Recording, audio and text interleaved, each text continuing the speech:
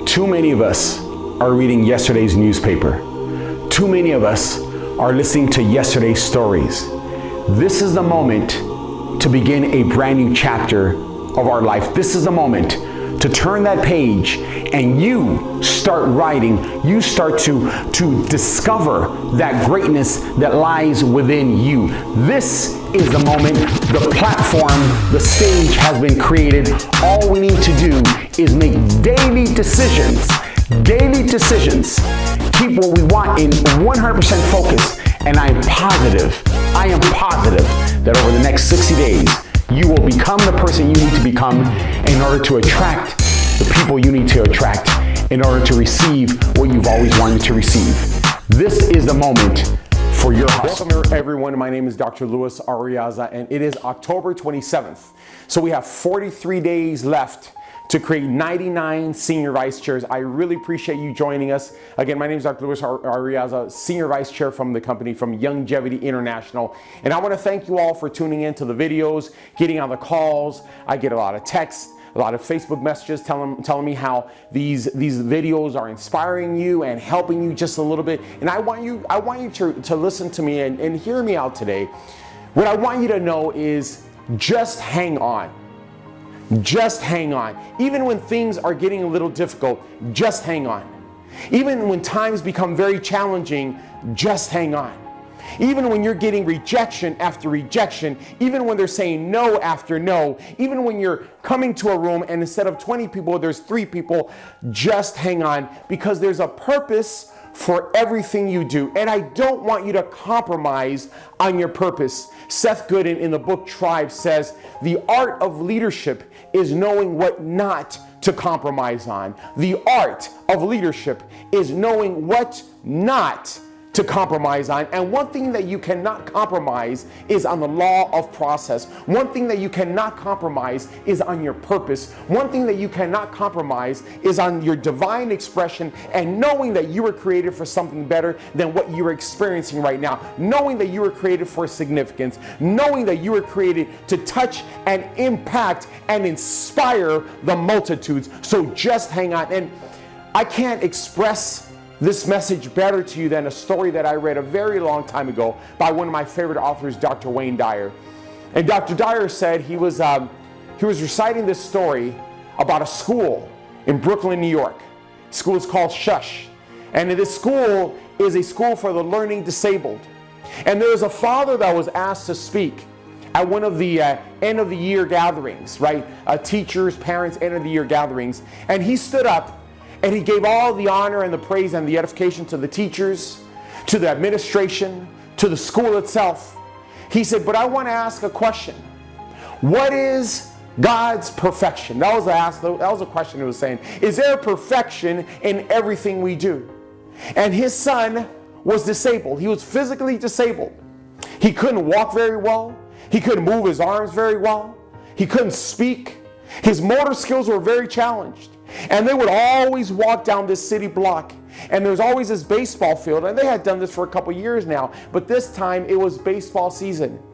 And every time there was the little boy, Shaka was his name, would see the baseball players, he would get really excited. So one day he stopped Dad. And he asked Dad one of the most challenging questions this little boy has ever asked his father. He said, Dad, in the way he would communicate, he said, Dad, could I go and play with those boys? The father knew that Shaka didn't have the physical ability to go and play. The father knew that Shaka didn't have the skills, right, to go and play. He was physically limited. But the father asked Shaka, he says, do you really want to go? He says, yes, I want to go and play. So the dad grabbed Shaka's hand and he walked across the field. He said it was the longest 150, 200 yards ever that he had ever walked. He got to the dugout and he asked one of the coaches. He said, Coach, I understand if you say no, but my son here would like to know if he could play. And the coach looked at the son and he looked at the scoreboard and he said, yes, your son can play. The scoreboard said 9-1 and they were in the bottom of the 8th inning, going to 9 innings. So he said, come on, son, and he got in the dugout. He gave him a cap. He gave him a t-shirt. And he said, sit in the dugout with the rest of the players. Shaka was so elated. He was so excited. He couldn't believe that he was sitting next to real baseball players, kids his age, that could play his favorite sport. By the time the bottom of the seventh came up, it was 12-1. The game was essentially over. There was 2 outs. So the coach looked at the dugout and he said, Shaka, going back. The minute he told the father that the minute he told the son that the father, he broke out in this cold sweat. He knew Shaka couldn't bat. He knew Shaka couldn't even hold the bat, let alone swing the bat.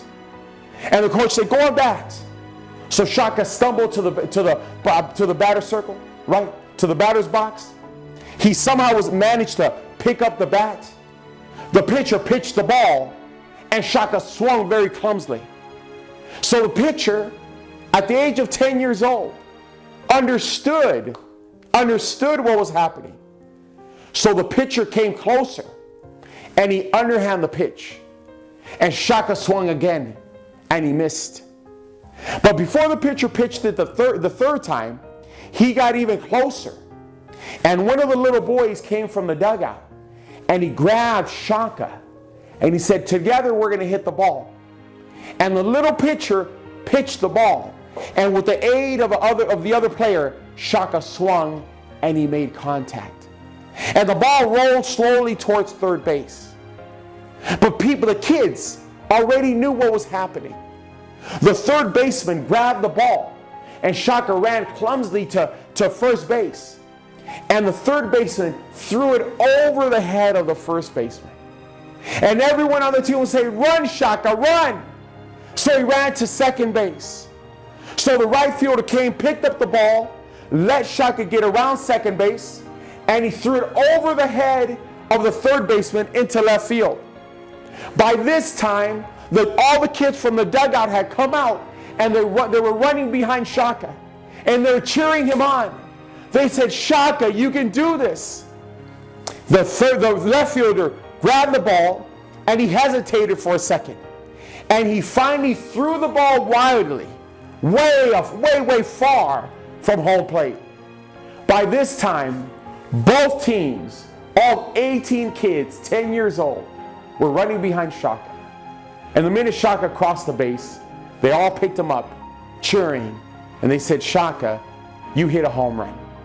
And as the father was sharing this story, tears coming down, he said, there's perfection in everything that God makes. And I'm telling you right now, that as challenging as your business may be, as many rejections as you've ever received, I'm telling you right now that you're very close to success. Stay in the game. Keep taking a swing. You never know if the next hit you hit is going to be a home run. Right now, there are people that are waking up, hoping and praying for you to speak to them. So remember, hang on. 1 person changes your business, 2 will change your life, and 3 will make you a 7-figure income earner.